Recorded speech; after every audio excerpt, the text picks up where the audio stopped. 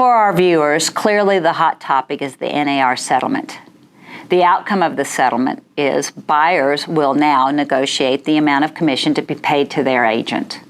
No longer will that amount be negotiated between the seller and the listing agent, nor will that amount be automatically paid through the listing agreement.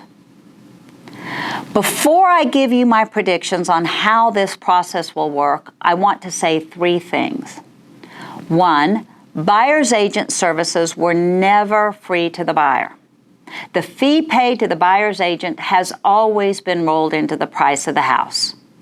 If seller pays the buyer's agent, then the price paid for the house naturally included the commissions. Two, the biggest obstacle to a buyer's ability to buy a house is not interest rate. It is the down payment. Most buyers don't have the ability to pay the commission on top of the down payment and closing costs. Three, this NAR settlement makes no change in agency, its duties, roles, and responsibilities. The intermediary relationship is alive and well. As you are well aware, the settlement requires the buyer to negotiate their agent's commissions up front prior to touring any home. Then whether buyer or seller pays buyer's commission is really negotiable. Now I'm going to put myself out on the line and suggest how this will work. One, the sellers will understand that buyers may not be able to pay their commission in cash at closing. Therefore, the majority of sellers will agree to pay the buyer's agent's commission, depending on the price offered. Two, the listing agreement will no longer provide for any commission to be paid to buyer's agent because that figure is unknown at the time of listing, and seller cannot pay more than when negotiated by the buyer. Instead, in the listing agreement, it will only set forth the commission due the listing agent.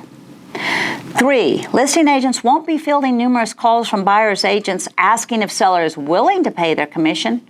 Instead, buyer's offers will simply be made subject to seller paying commission in the amount of X. Now, I know you've been told for years not to put commission amounts in the contract, but the settlement has changed this.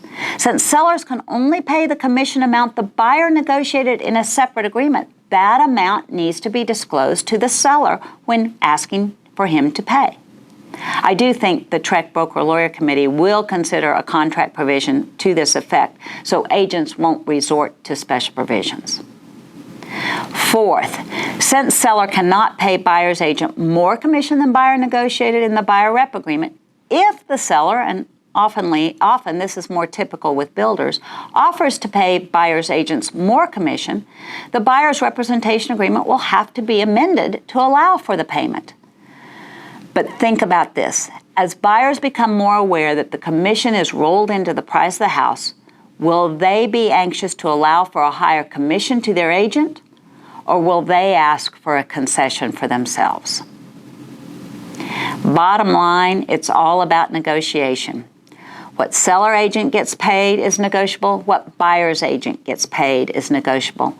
And whether seller pays buyer's agent commission is negotiable. How many times have you said this in your career? It's all negotiable. Sounds like your services are more valuable than ever. My suggestion is to start now, if you haven't already, practicing your value add presentation. Consider everything you do for your seller and your buyer, and don't discard the additional fact that most people will do anything, including pay value, to avoid pain. Show your value through stories. These are just my thoughts. I am interested in yours, so please reach out to me at tipoftheweek@Allegiance Title Company with your thoughts. Thank you.